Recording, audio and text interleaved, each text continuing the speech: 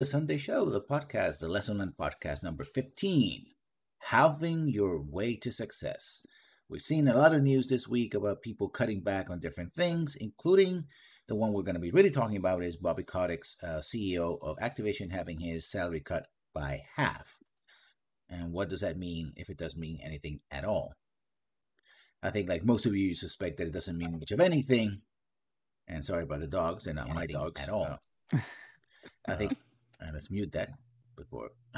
Sorry about the echo as well. But we'll see what happens with it. So we'll start, as we always do, with the news.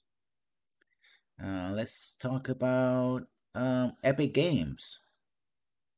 Over at Eurogamer. Epic Games doesn't want Fortnite on Xbox Cloud Gaming.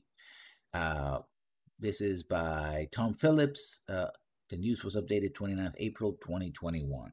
So this was last week. Fortnite maker Epic Games has said doesn't want to make its blockbuster battle royale available via Xbox Cloud Gaming. In comments made as part of Epic's ongoing court case against Apple, reported by The Verge, Epic business boss Joe Kreiner said xCloud was seen as a competitor. Reviewed Microsoft experts with xCloud to compare with our PC offerings, Kreiner said. Follow-up questioning on the subject has not been made public. Epic, of course, already has training plans for Fortnite tied up with NVIDIA GeForce Now, where any revenue made will go back to Epic in its entirety, I should say. Which Epic presumably doesn't want to compromise on versus xCloud use of Xbox architecture, Xbox storefront, and Xbox policies over the cut kept by Microsoft. Both NVIDIA, GeForce, and xCloud have developed in-browser streaming methods to counteract Apple's refusal to let other game storefronts launch on iPhones and iPads. The difference, of course, is GeForce streams from PC, where Epic is used to getting 100% of the profits. On console, PlayStation and Xbox will keep a typical 30% cut of purchases. It's an interesting point of Epic ongoing legal wrangling with Apple on its argument that platform holders such as Apple should allow alternative payment methods, including which got Fortnite kicked out of iPhone App Store in the first place. Over 2 years of availability on the Apple Store, Fortnite racked up to $700 million in customer spending. This sounds like a lot, and it is, though further court documentation reported by The Verge, though it's actually only the smallest piece of Fortnite overall revenue. Nearly half of the customer spending on Fortnite between 2008 and July 2020, I apologize for that. I probably hit a cable here somewhere. It comes from PlayStation 4, which around a quarter from Xbox One. iOS counted for just 7% of spending, less than all the other consoles, including Nintendo Switch and PC. Yeah, that's my secondary hard drives kicking in. So that's that piece of news, but there's more. But wait, oh man, stop doing the thing with the clicking and the sounding. Come on. Sorry about that. Because Kotaku today at 11:15 Pacific, I believe, announced that besides Ryzen, Microsoft is looking to reduce the Xbox Store cut from 30% to 12%. According to internal documents filed in the ongoing Epic Games versus Apple case, Microsoft has plans to reduce its cut on digital downloads on Xbox console store from 30% to 12%. Found in court documents first put by The Verge, Microsoft shares various information and data about the digital storefront on Windows 10 and Xbox. In a section covering revenue shares, Microsoft lists the Windows Store cut changing from 30 to 12% sometime in 2021. This news was just announced last week by Microsoft. In the same section, Microsoft similarly says it plans to reduce its store cut on Xbox by the same amount, also come sometime in 2021. This reduction in console doesn't happen yet. These docs suggest Microsoft was planning to reduce Xbox Store cut this year. It's also possible those plans have changed or being postponed. Honestly, this kind of just makes Epic seem like assholes. Yeah, I mean, one could argue that it is a reaction to Epic, doing that price cutting, but more, I think. Sorry for the dogs. Yeah, it's not registering my mic unless I talk. They're gonna hear it.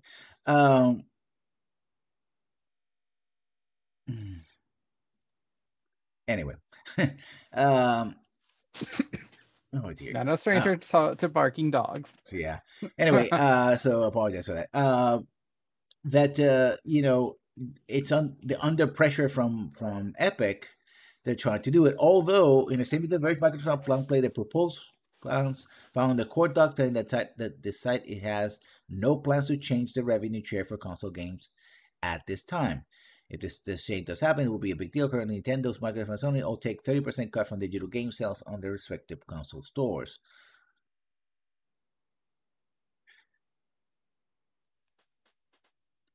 It seems that in exchange for the lower cut of digital sales, Microsoft could get exclusive streaming rights to the game. The Verge reports that Microsoft refused to comment about this part of the document, so it's unknown the streaming clause is still hanging around. Now that I think is what's really interesting. They're essentially pulling an Epic, right? If they're going to offer, I think it's a 2-part plan, right? Everybody who wants to be in our store pays 30%, right? But if for some reason you like to get a smaller cut, right? You get more, 78%, right? 70. Actually, no, 80. No, 78%. Yeah, 82. 82%. If it's 18. Yeah, if it's 12, it's 12. So, yeah, it will be 88%. If you're gonna get 88% of the total revenue, then you have to be exclusive with us, which is what Epic has been done, buying up, games, essentially, and having and paying for exclusives for 6 months to a year to try to compete with Steam, even though eventually all those games always come to Steam and other platforms. So kind of like that, and we know that Microsoft plan is to move away from consoles as sort of the center of their gaming universe and being the ecosystem, to drag all that old word from the 2010s back into usage, and do that. So yeah, this is all, it's just a reminder that corporations are not your friends, even though they claim that they're being friendly to you or to the developers or to whoever. They don't care. This is seeking monopolies, seeking control. That's what they're trying to do: seek control of the market, and make sure that they consolidate the best we can. Right. So moving on. This, I think we didn't talk about the hostage hoax at Ubisoft, but we certainly going to talk about this. This is by Lisa Marie Segara, last Friday at 5 o'clock. Report: Rainbow Six cheater suspected in Ubisoft hostage hoax. A self-professed Rainbow Six cheater is allegedly a suspect in the last November's Ubisoft Montreal hostage situation hoax, but he denies any involvement. November 2020, Montreal police responded to a hostage situation at the gaming company Canadian headquarters, which ultimately turned out to be a fake. Montreal's newspaper, swatting. Yeah, Montreal newspaper La Presse reported that I cannot pronounce that last name. A Rainbow Six player with a spotty history report includes being banned from the game for more than 80 times. Is a suspect in the case, as translated by Kotaku. La Presse reported that he spoke with the alleged cheater via Snapchat. He admitted to a previous 2017 swatting incident against Ubisoft Montreal, but denied any involvement in the 2020 hostage hoax. However, La Presse obtained judicial documents related to the matter that do link the person in question with the November incident. Documents purport to link the fake hostage report, a December 2020 bomb threat, another hostage report, and a fake shooting this past January, a second impersonation of a Ubisoft employee. Around this time, the same subject allegedly demanded Ubisoft ban professional Rainbow Six player and streamer SWAT.Godsent, reported La Presse. That player account was hacked weeks prior, allegedly by this individual. In fact, the individual bragged about the hack. However, he now says someone else was behind the incident and made the initial claim for notoriety. Yeah, this guy is going to prison. Yeah, what the... Yeah, this guy is going to prison. You cannot keep attacking a major corporation like Ubisoft, especially in a French-speaking province of Montreal, and not expect to not end up in prison. It's, I don't... God damn it, this is like why we keep getting like a gamers get like a bad name is like crap like this. It's like, ugh. Like, yep. really, Also kind of.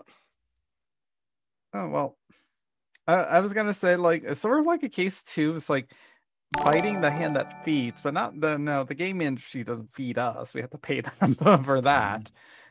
But something similar to that. It's like, oh yeah, like Rage, you didn't we do the thing? I'm gonna swat you. Yeah.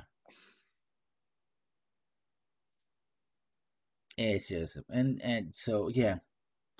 And another news about and a warning. At first time when I saw this, like, this is funny, but then I was like, oh, wait a minute, this is not cool. That video game companies are not your friends.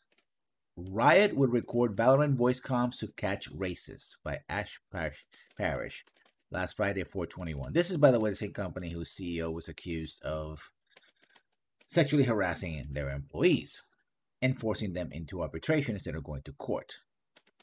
Riot announced updates to its privacy policy today that will allow the company to record and evaluate reported player voice communications in the team-based shooter Valorant. In order for us to take action against players who use voice comm to harass others, use hate speech, or otherwise disrupt your experience, we need to know what the players are saying. Right? Work on the website, which is why moving forward we'll need the ability to analyze voice data. Right? Explain that what their new policy works and stress that the company will not actively listen to players. Okay, but will only record data if a report is filed. So they're going to record you, and if somebody reports a report, then they'll go back to the recording and check if you violated their. Yeah. Okay. I'm already. Didn't it Yeah. isn't this falling into the category of what we talked about a few weeks ago about like the AIs are censoring us? Yeah, and also the level of control that already online games, you know, allow. You know how much a developer or publisher can know about you and how you play, basically because the game is online, always online. Like that story last year that kind of still irked me. And one reason why it irked me was that, most people chose playing characters when they were playing Baldur's Gate 3 early access, which I haven't played because I just said it's early access. When it comes to full, game, it'll probably be too late for me to stream it to big fanfare, but I don't care. I don't support early access games. I buy completed games. That's just my take on that. But anyway, yeah, that's a thing. On one hand, yeah, I get it. They're trying to fight. They want to keep their, they don't want to create a situation where they get so toxic that people are driven away. I Yeah. get that. But at the same time, this is a corporation who is recording your communications online. And like I said, companies are not your friends. So, you know. So there's that. This is a piece of news you brought and you put on the Discord. Cyberpunk 2077 bosses will reportedly get millions in bonuses by Riley McLeod over Kotaku. Wanna fill us in on what you found for us? Oh, so it seems that managers, despite the fact that the game launched in such a horrible state, was pushed out way too soon, or incredibly buggy, uh, managers are still getting a bonus, a pretty big bonus. To be fair, I believe everyone on the staff got a bonus Mm-hmm. for CD Projekt Red putting out Cyberpunk. However, I believe that the difference in bonuses between the managers and the actual employees is still rather high. Mm-hmm. These bonuses are part of an annual profit sharing plan, are based on the company's 2020 net worth, which were jumped over more than 500%, which is, ooh, even though they still had like everything go wrong with this. In a highly anticipated game, no doubt. It was highly anticipated. They still made a profit given all the refunds and all, I'm sure the logistics of all those refunds as well. Mm-hmm. Some employees told Bloomberg that they received a nonprofit a sharing bonus of 5,000 to about 9,000, while other more senior employees said that they got closer to 15,000 or 20,000. So that's nearly double or three times as much as other employees. Mm-hmm. Management director will likely receive much higher bonuses. In a settlement or in a statement, CD Projekt spokesman said that the company has allocated a total of 29.8 million to 865 employees for the average of about 34,000 each. Employees also received separate smaller performance bonuses during earlier this year's. I mean, that's an average, but that doesn't mean everyone got that. It isn't. So I like how they use the term profit sharing, but like this is, I think it tries to give the false illusion of like a of an employee owned like co-op. But Yeah. clearly, if that's the even split, the 34,000, I'm pretty sure most employees are not getting that as a bonus throughout the year. That's all combined. Mm-hmm. That's what they're trying to make it look like they are, but no. And in a way, I understand. Sure, like managers. Well, one, they work hard. They definitely are always like salaried. So if anything, they probably are also like sleeping under the tables as well, especially when it comes to crunch. And probably even when the rest of the staff isn't being on crunch. Mm-hmm. But that's sort of part of the job, and you accept those terms when you take that job. I guess you can say that for every job. It's kind of understandable that you'd want to try attract talent by giving them more money. Not necessarily the way like, oh, you're going to make more money than that person over there, Mm-hmm. but try to entice them with like a bonus or something. But like, um, given the fact that a lot of this is meant to be put on management for just how terrible the development was. It was, crunch is a product of mismanagement, and the fact that they're still even getting bonuses, Mm-hmm. or even still a substantial amount of a bonus over the regular employees is kind of like gross. It kind of shows, I think it kind of goes to shows that no one is ever really held accountable for just mismanaging a video game company. Nope. Uh, Which we'll talk about more when we talk about Bobby Kotick. Yeah.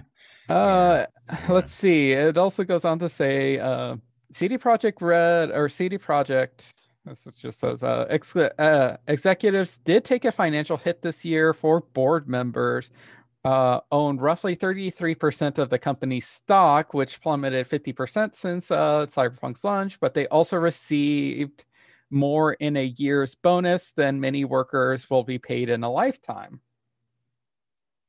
So don't feel sorry for these rich assholes, essentially. I Don't mean, feel sorry for I them. have the quote here that between the co-CEOs and the Cyberpunk director, um, they would earn 12.6, uh, 16.8 million dollars Hmm. between three people, of which 6.3 million each go to the CEOs and another 4.2 million go to the director of the game. So yeah, I mean that's at least, even if you try to live large, you can live large for about a decade and it'll still be fine afterwards. So yeah. So I like how it also goes on.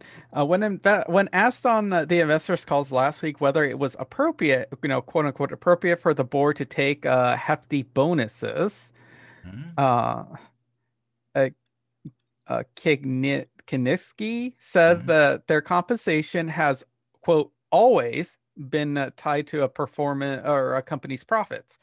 Oh, quote, we've earned this money and the company earned this money, of course, but more net profits, more bonuses, he said.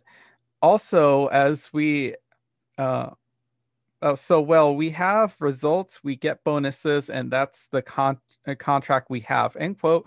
The good news is that CD Projekt appears to be re-examining its practices in an attempt to keep staff from departing. A concern that Kiniski acknowledged on the call. One employee said that this year the company reevaluated salaries and increased wages for some of the lowest paid positions, such as testing, to align them with the video game industry standard. Ugh, that's actually kind of. So even so, the compensation chasm between them and the studio heads remains vast. I mean, This we is also talk about that this is a Polish company. yeah. So they, the standards there, economic standards are not as high, say, if you're in the United States living in a city like San Francisco, right?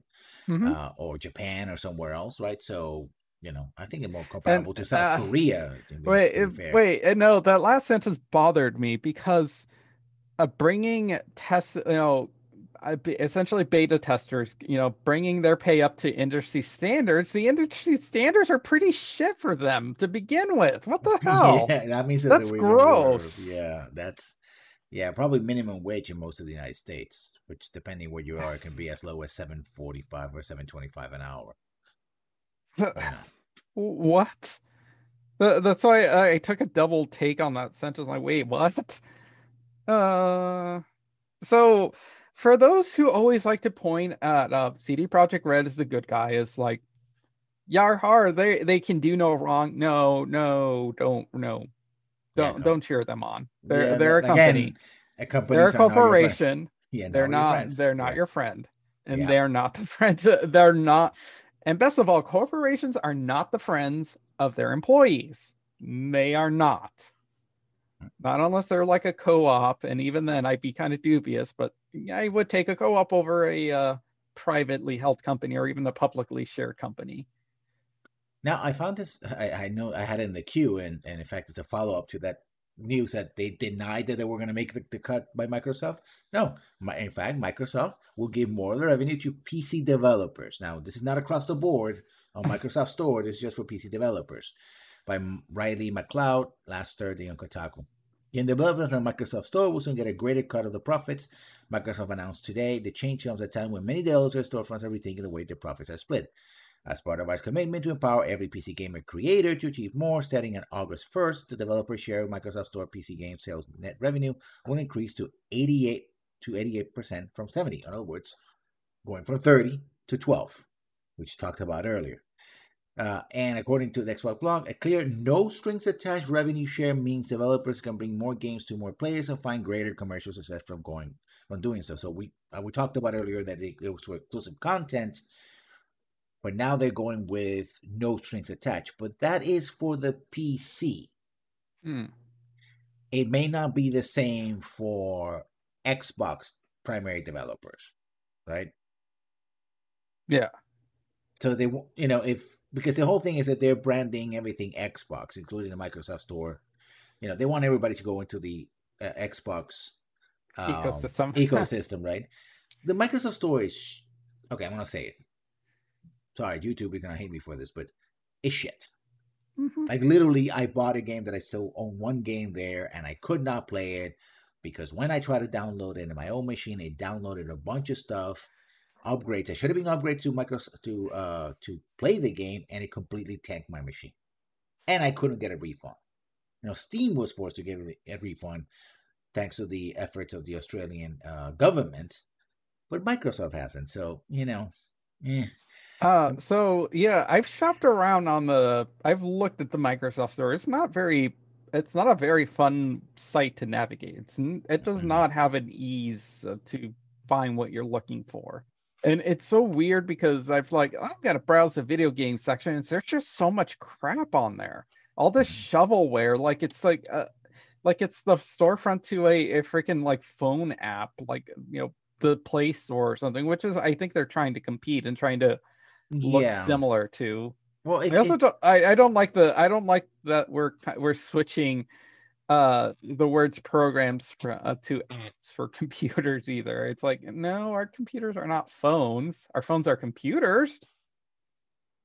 Yeah, I mean that's and again it goes back to that whole idea of renting and access and stuff like that. If you're getting an app, it's something that is supposed to be temporary in your computer, not a core program, and it's treated differently, and we're giving you a license to that, and this whole rigmarole about that, which is We talked about that a couple weeks ago when we talked about the owner's digital rights system, which I'm still pushing, by the way. I'm going to push that idea. Somebody's going to hear it, and it's going to be big, I hope, one day. Not today, though. Yeah, don't forget to get credit, to ask for credit and a cut. Yeah.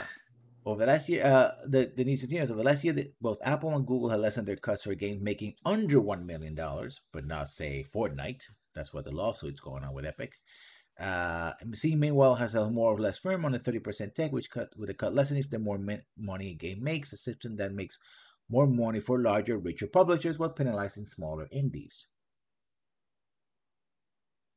And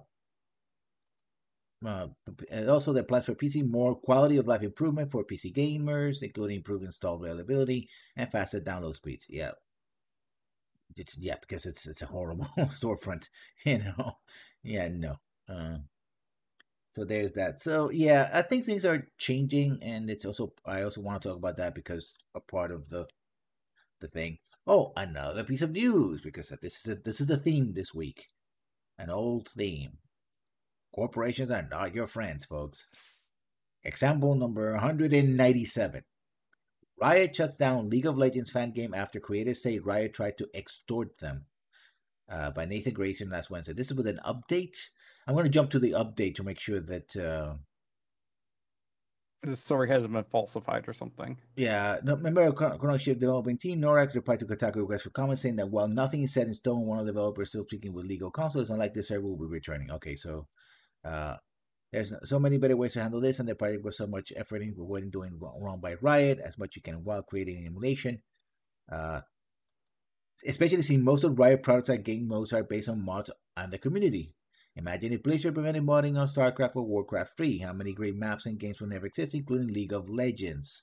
Which, by the way, Blister did sue Riot for using their assets on I believe on StarCraft to create the first MOBA iteration. iteration of MOBA. So, which was League of Legends. So, for nearly 5 years, a group of League of Legends fans have been working on a Chrono Shift, a legacy server that would let players travel back to a decades-old version of their evolving MOBA, not unlike the unofficial servers that preceded and continued in the wake of WoW Classic. Now, though it seems like Chrono Shift has abruptly reached an endline, courtesy of Riot.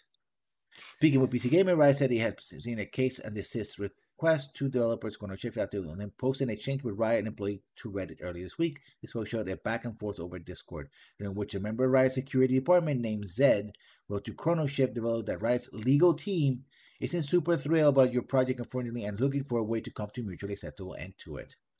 A few lines later, Zed took the conversation to design Blizzard direction, claiming that their team had archives of chat channels the Chrono Shift team tried to delete. Said followed this was saying, you obviously put a lot of work into Chrono Shift, but I assume that the Chrono break is coming. When the Chrono Shift developer asked them to dispense with the scared tactics, said demanded developers send over Chrono Shift website and source code to Riot, as well as all identifiable information they shared with the specific developer. Said then made a stakes and see to clear, give me what I'm looking for, and we won't sue. They said refuse, and we will. I mean, but one, we listen to your communications in order to make sure that there's no racism. And others, we're going to try to extort a fan community because they're going to create a game. Essentially, they're going to create just like War Classic, they're going to create a competing game, right? Which is fan-based, which means they're not going to charge, which means it's not going to have microtransactions. So people who want to play League of Legends without microtransactions can play Chrono Shift. That's the whole thing, right? Classic case of the little guy becoming the man and pushing around other little guys. There is a classic story about the end of the warring period in Japan. What we call the Japanese Middle Ages, if you will. When the new shogun won and became actually was his predecessor because the other shogun took over. He ordered or invited all non-samurai to donate their swords. or confiscated, right? For them to make a giant, and that statue still exists. They were melted to make a giant statue of the Buddha. The reason for that is simple.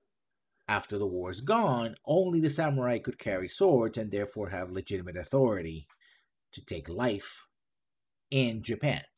We wouldn't want these pesky, peasant levies to have the ability to challenge the samurai with swords and spears and the like, right? So it's kind of like that. It's the ultimate example of like, we made it. And the thing is that the shogun that came to power actually was a peasant, right? He was from a low-born family, and he made it through the ranks because it's a continuous changing situation of the wars. And so he made it to shogun, and it's like, oh, I have mine, so F you. And so it seems with Riot. So, yeah. And now for something slightly comedic, I think. Google revolutionizes Stadia experience with Search Bar by Ash Parrish. Today, Google Stadia announced that it will add a search bar function to its web store. Yes, Google, the company later began as a search engine, finally realized that video game platforms could use a search function. Stadia. I just wanted to read that because it's Stadia. It's like Google. Oh, Google, what are you doing? Remember when your logo was actually it was Google? Do no evil. Now it's do no smarty because that's dumb as AF. Do no right, I guess. Yeah.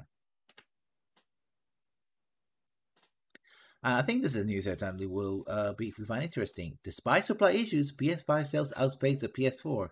But I already noticed. We talked about this beginning of this year and late last year that this would be around the time where we start seeing the impact of the delays of COVID 2020. And it seems that the impact is not as, at least at this moment, not as big as we thought with all the scalping stuff like that. PlayStation 5 is nowhere, and yet the PlayStation 5 is everywhere. Sony has sold 7.8 million PS5s since the console official launch last November, according to the company quarterly earning calls held this morning. So I guess what? 6.1 million are in the hands of scalpers, I guess. So you can get in your hands on PS5 nearly possible, but thanks to global semiconductor shortage that affect the production of everything in regards to consoles. Industry analysts believe you might not reasonably be able to pop into your local GameStop buy a console until later this summer or beyond. But somehow, I already said how, despite this certain difficulty, everyone's having finding one. PS5 selling roughly as pace with the PS4. As VGC points out, the PS4, one of the busiest best-selling consoles of all time, sold 200,000 fewer units than the PS5 in the first 6 months of availability. In today's call, Sony CFO Hiroki Totoki said that the company plans to outpace the PS4 second-year figures, 14.8 million consoles, but it was clear that the company likely won't be able to produce more consoles than that despite stratospheric demand. I guess the fact that, is it really artificial? Well, it's natural scarcity and exploitation therein as opposed to artificial. Yeah, I don't know if I really haven't heard anyone complain about like scalpers and PlayStation 4s as of late. That doesn't mean it's not happening. But I think it's just become old news, basically. It's like you're repeating the same news over and over again. So yeah.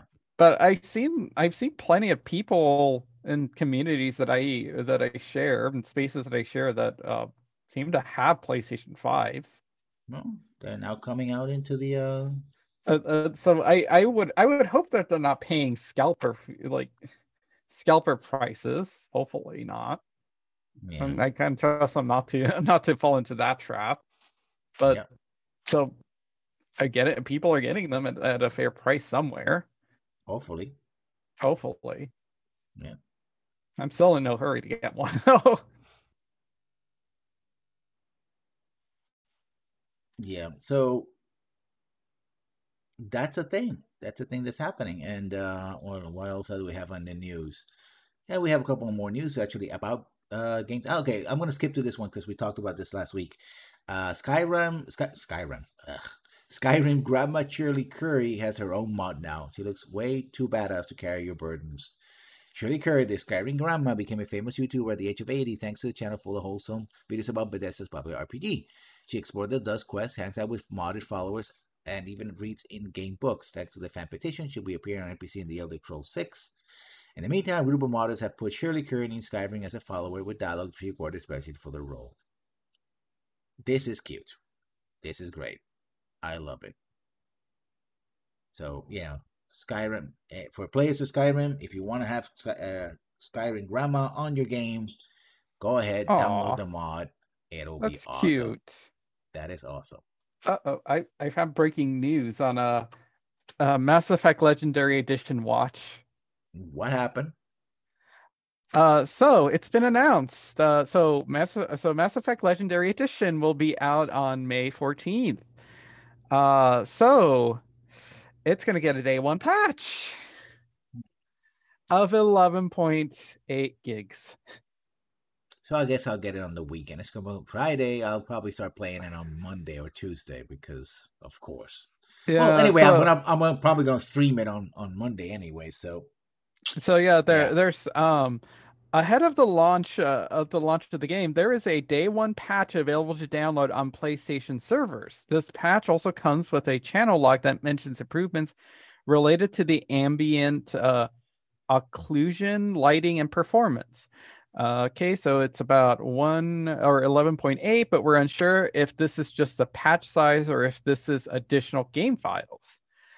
From the PC requirements, we know that a minimum hard drive space is needed for the game of roughly 120 gigabytes. The console version does not have a file size for it or for now, but don't expect anything less than 50 gigs for the final game. Okay, so here are the patch notes. They included the patch notes. So it's just 1.01 improves performance, improves stability and crash fixes, improves ambient occlusion, lighting improvements, both visual and performance related, miscellaneous content fixes. That's kind of odd. Miscellaneous content fix. Like, what, did they mess up the game and have to go back and fix it? Probably. I mean, they did their own testing. It's like, this. It might be, things like clipping, things like, a character being out of position, the bugs like that. Like you're talking to somebody and they start walking off or something. It's like, but I'm talking to you because all the scenes are still in engine, right? Yep. And if they did a different engine, they're not using the latest Unreal Engine. They're not. I don't know if they're using Frostbite. I hope not. That would be, oof. That would be a thing. Like, ooh. So yeah. Well, I thought I looked at it on Friday. I was like, oh, maybe I should pre-order. Okay, I admit, I kind of do pre-order games, but I usually don't pre-order them like months in advance. Like, the day I do, basically what I do is I buy it the day before, something like that. So I don't, just in case in that day there's something wrong with Steam, I know that I have the order and I just have to wait for Steam or whatever service to clear out. But I don't go like, hey, the game's gonna come out 2 years from now. Let me pre-order. I don't do that. But I kind of held off. I was like, I can wait. It's gonna be next week. I don't have to do it like a week before. It's fine. So talking about stuff of games that are not coming out, actually, Paradox ceases work on Imperator Rome temporarily. Won't release anything for it this year. By Jody McGregor, 13 hours ago. The byline needs it too. Ahead of digital PDXCon planned for later this month, Paradox segment and portfolio manager strategy games Beav and Davis posted an update on the official forum to explain the organization changes in the studio. Davis said that with over 150 levels at Paradox Developer Studios, now as restructuring has been seen them split into 3 teams, each working on separate projects. Unfortunately, none of these projects is Imperator Rome, for those who were waiting for Imperator Rome. Davis explained that we realized that we need to bring reinforcement to a couple of projects at PDS and giving them where Imperator was at the run of the 2.0 launch. We decided that after the launch of the update, we would move people from Imperator to those other projects. Nobody's working on Imperator Rome at the moment. There won't be any new content coming out in 2021. 2021, where the plan is to return eventually. So I guess this game already exists. It's just that it won't be updated this year. So I thought it was not going to come out. Also, I saw this news a bit too late, so I won't probably be dealing with this, but for those who want to get it still and try it out, Titanfall 2 is free for the weekend on Steam, but only for the weekend by Andy Shock. A perfect opportunity to see what all the fuss is about. Titanfall 2 is a really great FPS. Okay, that's his opinion. I like it. It will be available for free to play on Steam until 10 a.m. Pacific, 1 p.m. Eastern on May the 3rd. So Monday. Tomorrow. Just match the play we've gotten. So yeah, I seen the gameplay. I don't know if I'm gonna get into it, but if people might want to check it out, then it's free. So I played that a couple of years ago. I got it really cheap on like eBay because I'm like, it's like Titanfall. It's like I saw the first one. I wanted to play it, but I didn't have it's not on PlayStation or anything else that I had. So I'm like, let's just try this game. This kind of looks okay. Like the whole mech writing thing is interesting. And I was actually pleasantly surprised. The other thing too that put me off about the first game is that it's just multiplayer only with some story somewhere in there somewhere, but it's just mostly multiplayer. Titanfall 2 has a campaign. I was surprised how much fun it was. It was very fun. I mean, the story is kind of like, it's predictable. It's nothing too spectacular, but it's simple and it's fun. Yeah. And I really enjoyed B2. I think is that his name, B2. The Titanfall. He was fun. Anyway, and now we're going to get into the meat of what we're going to be talking about today in the last quarter of the podcast. With this piece of news, starting with every single Activision studio works on Call of Duty update by Zach Zwiden over at Kotaku. Yesterday, Activision-owned studio Toys for Bob announced that it was going to provide development support for the latest free season of Call of Duty Warzone. The studio has previously worked on its own games, such as last year's fantastic Crash Bandicoot 4, but now has effectively been consumed by the ever-growing monster that is Call of Duty. With that move, all 9 studios directly owned by Activision are part of the Call of Duty machine in some capacity. And that includes Toys for Bob, Raven Software, Activision Shanghai, Demonware, High Moon Studios, Beanox, collectively Infinity Ward, Treyarch, and Sledgehammer. Let's go to the update because there's supposed to be an update about this.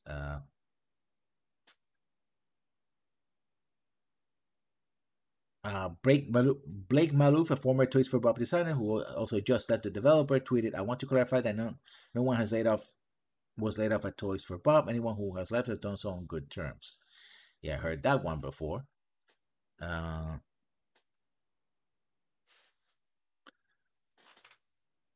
And so that's the update. Reports of layoffs for Toys for Bob are incorrect. There are not being a reduction in personnel. Recently, the studio development team is operating fully and has a number of full-time jobs openings at this time. The studio is excited to continue supporting Crash Bandicoot 4. It's about time. And more recently provided additional development support for Call of Duty Warzone.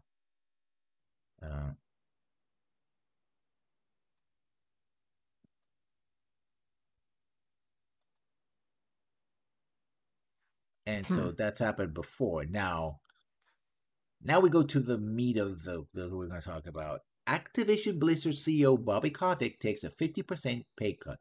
Kotick's base salary target bonuses will be half. Activision Blizzard extended Bobby Kotick's employment agreement, which will see him serve as company CEO until at least March 31st, 2023. But it comes with a pay cut. As noted in a recent filing, Kotick's agreed upon base salary has been voluntarily reduced by 50% to align with company targets. This equates to an $875,000 reduction. That's a lot of money. For me. For you. For Bobby Kotick, not so much. In line with Kotick's also agreed to reduce his target annual bonus by 50%, a potential reduction of $1.75 million for fiscal year 21 and 2022. However, Kotick is still eligible to earn up to 200% of the reduced base salary due to exceptional factors detailed in the extension amendment. The amendment does note that under Kotick's leadership, Activision Blizzard's market capitalization has grown from less than $10 million to over $70 billion. Let me read this again. I want to read the full sentence.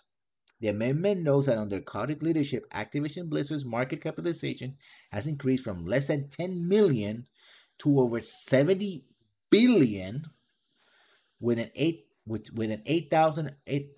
800% increase in shareholder return between 2000 and 2020. So in the last 20 years, went from a rather rich studio at 10 million to a multi-billion Billionaire. dollar company. Kawasaki has come under fire here with company shareholders arguing that he is paid too much. The notions were started by the CTW investment group, a firm set up with challenges as security pay, urging shareholders to vote against the decision to remunerate Kotick in line with previous years. Additionally, Kotick was set to receive up to $200 million as a result of Activision Blizzard's success over the last year, and that was criticized as well. So what does this mean?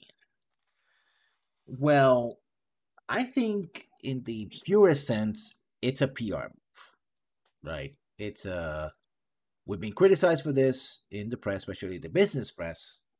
So why don't we do something about it, right? We're not going to fire Bobby Kotick. In fact, they only give him an extension of a year, right? Conditional. Well, go ahead. If they've increased the if he's increased, like his work has increased like the company's like net worth by like what 8,000%, like I don't blame them for wanting to keep him. Obviously he's doing right, he's doing his job well. I mean, yeah, but we also read that news that everybody now is working on Call of Duty, right?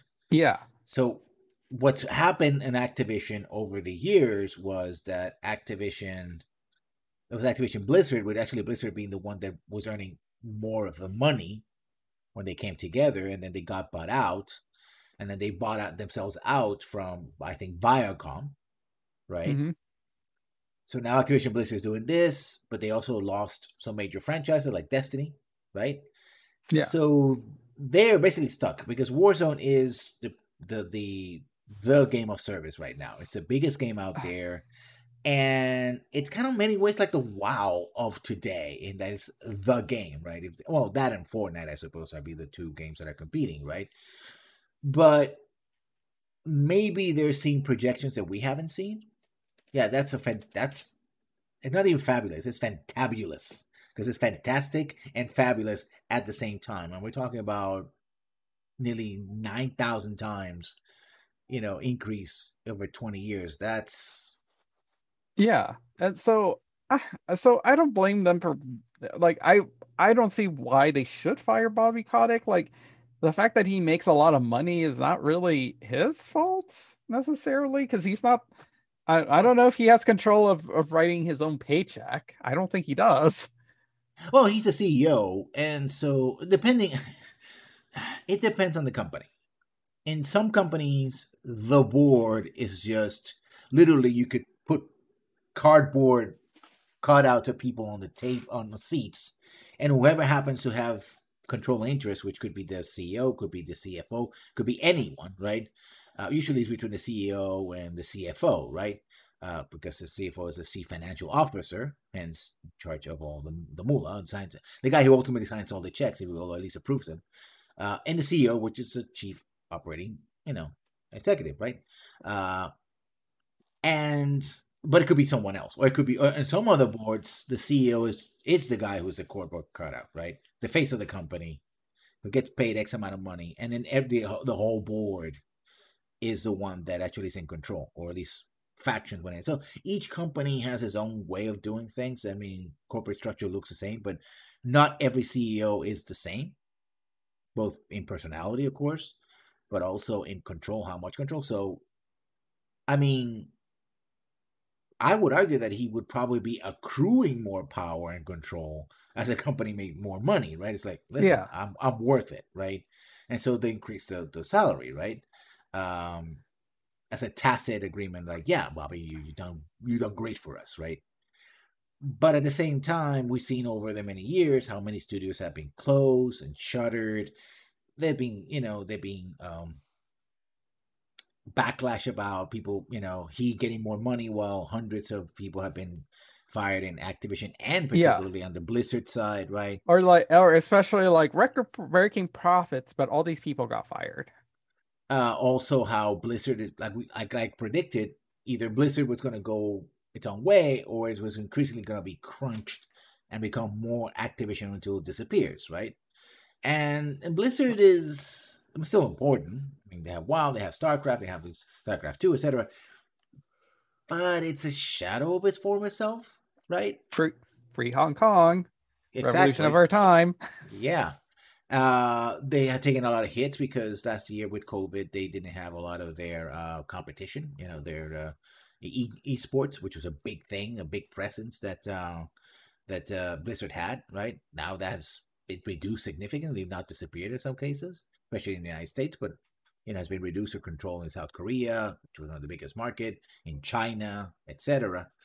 And there being scandals about that. You talk about Free Hong Kong and other things.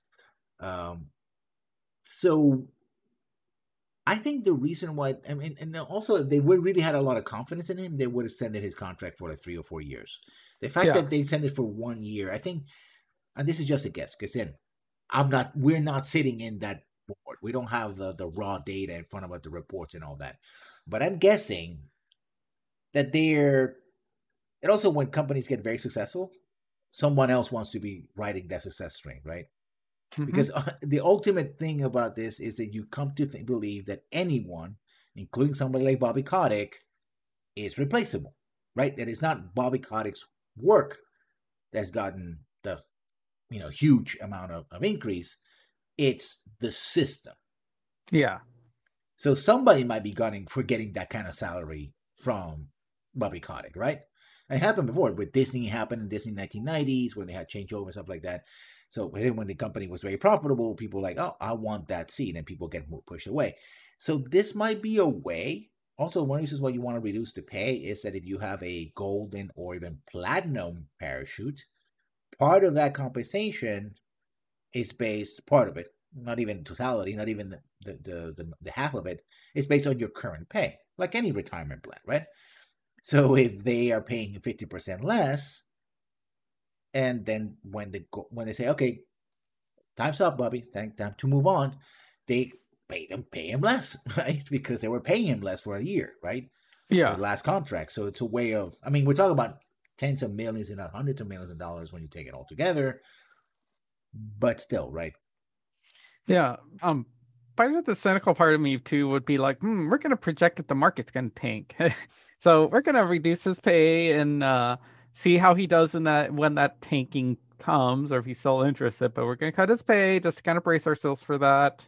I mean, that's sort of something that I could sort of see. But like if they really wanted this to be a PR move, like a really good applauded PR move, it would have been interesting if like either Bobby Kotick's like, you know what, I'm rich enough, so I'm gonna work for the millions and billions of dollars that I do for what my salary is, and then I'm gonna reinvest it and distribute it in my, for my employee, for every single like Activision employee, uh, divided among them, so that like there we go, I'm reinvesting it in this company that I believe and love, or just at the very least, like, you know what, my salary is just a dollar per year, that's it. Yeah.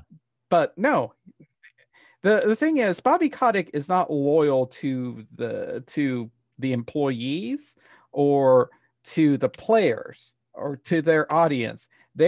He is only loyal to the board, to the shareholders. That's where his loyalties lie. Like, Well, the profits, really. yeah, I highly ever doubt that he's even played a video game. Like, maybe he's played a video game before, but like I highly doubt he's ever played any of like the video games that they put out.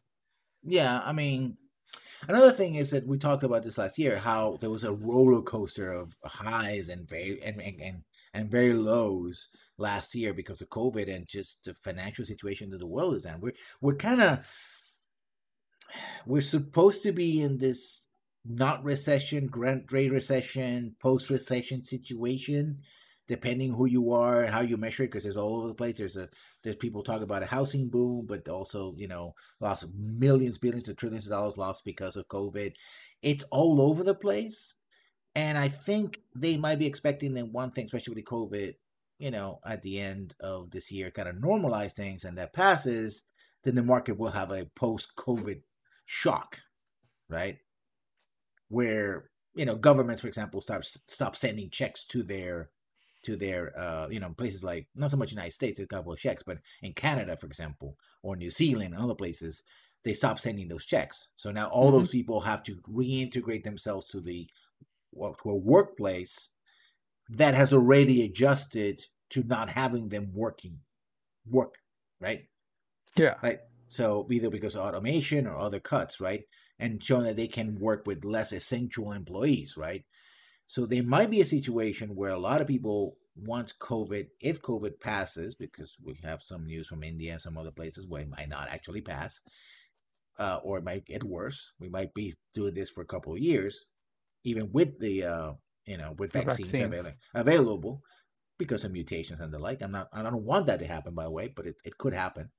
Um, that if it passes, you may have, ironically, I mean, it's all possible. It could be, you could have a spike, right? And that's what will be the logical thing. Oh, we're rid of COVID. Everybody's spending more money, except that a lot of people that have been, who have had their rents suspended, or had, monthly payment plans or other things, especially from government expenditures.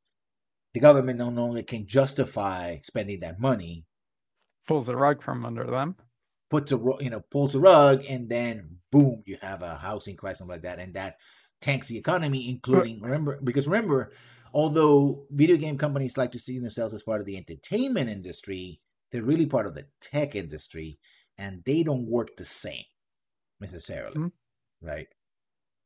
So if that happens, it's completely possible you may have actually a post-COVID bust because it has been delayed, right?